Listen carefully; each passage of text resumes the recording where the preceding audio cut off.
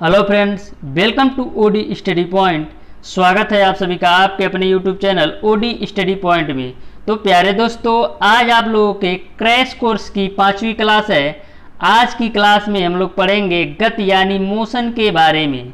तो प्यारे दोस्तों, वीडियो स्टार्ट करने से पहले सबसे पहले वीडियो को शेयर कर दीजिए अपने दोस्तों के पास, और अभी तक वीडियो को लाइक नहीं किया है तो लाइक कर दें।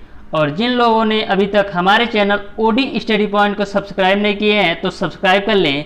बेल आइकन दबाना बिल्कुल मत भूलिएगा, जिससे हमारी लेटेस्ट आने वाली वीडियो आपको मिलती रहे सबसे पहले। तो स्टार्ट करते हैं आज की क्लास। सबसे पहला टॉपिक आपका है दूरी तथा विस्थापन। दूरी क्या होता है? तो किसी भी गतिमान वस्तु द्वारा किसी भी समय में किसी भी दिशा में जो तय की गई लंबाई होता है उसको हम बोलते हैं दूरी। दूरी क्या होता है? कोई आपका गतिमान वस्तु है, किसी भी समय में कोई भी लंबाई यदि तय करता है उसको हम दूरी बोलते हैं। जैसे मान लीजिए ये आपकी साइकिल है, ये साइकिल ने टी समय में डी लंबाई तय की तो ये इसकी दूरी हो जाएगी। यानी कोई भी गतिमान वस्तु है यदि किसी समय में कोई भी लंबाई तय करती है तो उसको हम दूरी बोलते हैं। वहीं पर विस्थापन क्या होता है? तो विस्थापन क्या होता है? किसी भी वस्तु द्वारा किसी भी वस्तु की अंतिम तथा प्रारंभिक स्थितियों के बीच की दूरी को विस्थापन कहते हैं। कोई भी वस्तु है उसकी अंतिम तथा प्रारंभिक स्थितियों के बीच की जो दूरी होती है उसको हम बोलते हैं विस्थापन। ये आपका प्रारंभिक बिंदु है और ये आपका अंतिम बिंदु है। तो अंतिम बिंदु और प्रारंभिक बिंदु के बीच की जो दूरी होगी वही आपका विस्थापन होगा। अब बात करते हैं दोस्तों, जो दूरी आपका होता है वो कभी भी शून्य नहीं हो सकता है, क्योंकि कोई भी व्यक्ति है, मान लीजिए ए आपका कोई व्यक्ति है ए, तो ए टी समय में कम से कम कुछ ना कुछ लंबाई तो तय करेगा ही, यानी दूरी कभी भी शून्य नहीं हो सकता है। वहीं पर जो आपका विस्थापन है शून्य हो सकता है। क्यों? क्योंकि जो आपका विस्थापन होता है आपका अंतिम तथा प्रारंभिक स्थितियों के बीच की दूरी।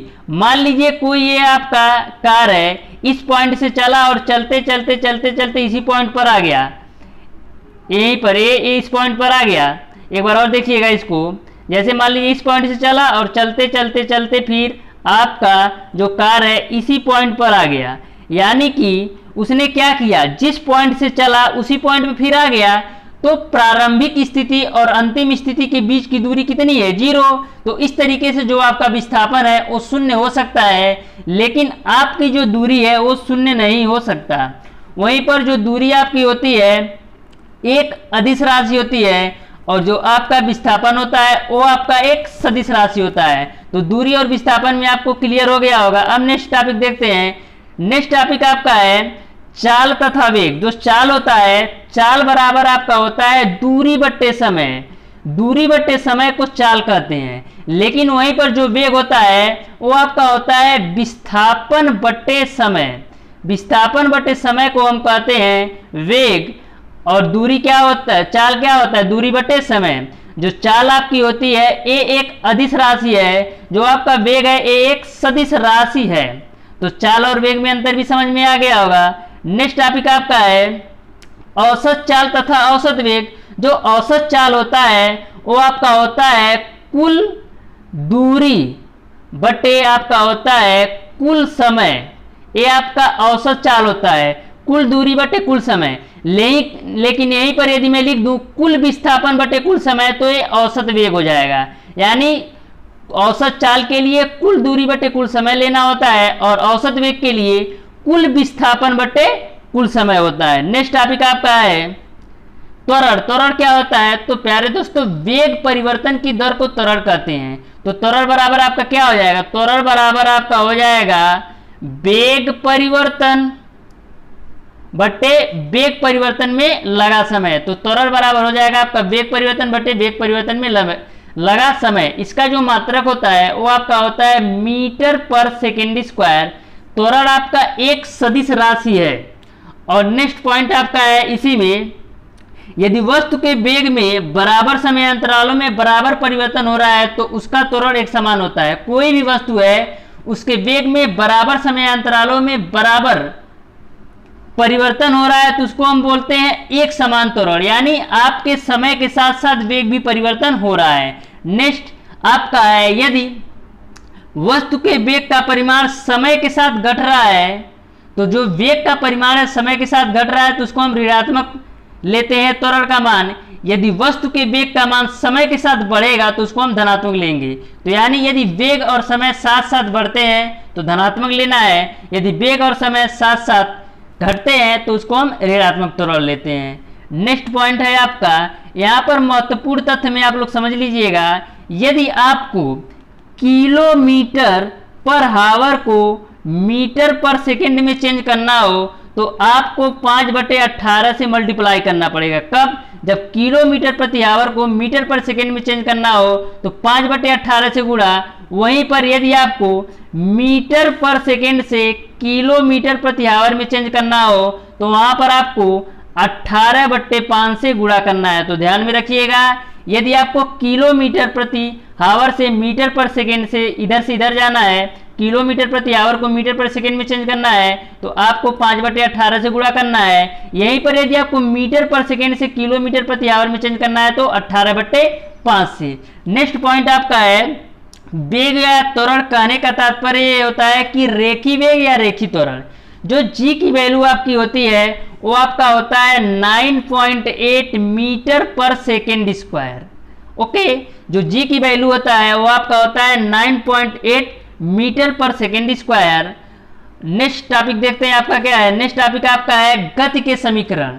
तो गति के यहाँ पर 4 समीकरण है। गति का पहला समीकरण जो आपका होता है वो आपका होता है v बराबर u प्लस ए टी, जहाँ t आपका समय है, v आपका है अंतिम चाल, u आपका है प्रारंभिक चाल और a आपका है त्वरण। एक पहला समीकरण है गति का। दूसरा गति का जो समीकरण होता है वो आपका होता है s बराबर U T plus half A T square. इसमें आपका u तो पता ही है, s जो है वो आपका विस्थापन है और सारी चीजें मैंने बता दिया। u आपका प्रारंभिक वेग है, t आपका समय है और a आपका त्वरण है। a आपका दूसरा समीकरण गति का। तीसरा गति का जो समीकरण होता है वो आपका होता है v स्क्वायर बराबर u स्क्वायर प्लस का 2as। इसी में एक चौथा समीकरण होता है गति का, वो आपका होता है यदि टीवे सेकंड में चली गई दूरी पूछता है, टीवे सेकंड में चली गई दूरी, तो एस टी बराबर क्या हो जाएगा यू टी प्लस हाफ ए 2t - 1 होता है। ओके, यदि टीवे सेकंड में चली गई दूरी पूछता है तो आपका होता है एस टी बराबर यू टी प्लस 1/2 ए 2t - 1 होता है यहाँ पर। ओके, नेक्स्ट टॉपिक है आपका गुरुत्व के अंतर्गत गति। तो गुरुत्व के अंतर्गत गति के लिए गुरुत्वीय त्वरण जी के अधीन गति करती है। तो इसके लिए जो समीकरण आपका होता है, जो आपका ए था, जो आपने पढ़ा है गति के समीकरण में ए, वहां पर आपको जी जी कर देना है। जैसे गति के पहला समीकरण आपने पढ़ा है v बराबर u प्लस ए टी, लेकिन यदि गुरुत्व के अंतर्गत गति पूछा जाए तो आपका हो जाएगा v बराबर u प्लस ए टी, बस एक जगह आपको जी कर देना है। तो गुरुत्व के अंतर्गत गति का जो पहला समीकरण है वो आपका हो जाएगा v बराबर u प्लस जी टी। इसी में दूसरा समीकरण जो है वो भी सेम टू सेम करना है, जहां पर आपका a है वहां g करना है। तो यहीं पर आपका हो जाएगा h बराबर U T plus half G T square.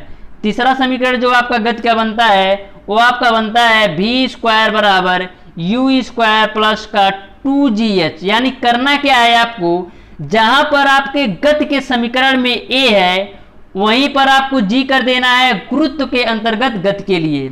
Next आपका समीकरण जो आपका है टीवे सेकंड के लिए, तो करना क्या है प्यारे दोस्तों, जो गति के समीकरण में आपने पढ़ा है बस एक जगह जी कर दीजिए। यदि टीवे सेकंड में पूछा जाए गुरुत्व के अंतर्गत विस्थापन तो एस टी बराबर क्या हो जाएगा, एस टी बराबर आपका हो जाएगा यू टी प्लस का हाफ जी 2t - 1। ओके, तो यहाँ तक आपको क्लियर हो गया होगा।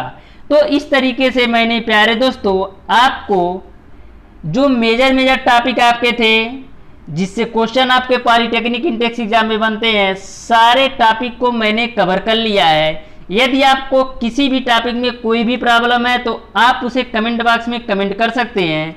और प्यारे दोस्तों वीडियो को लाइक जरूर किया कीजिए। यदि आप लाइक नहीं करते तो डिसलाइक कीजिए, तो और यदि आप डिसलाइक करते हैं तो उसका भी आप लोग रीजन कमेंट बॉक्स में कमेंट करके जरूर बताइएगा।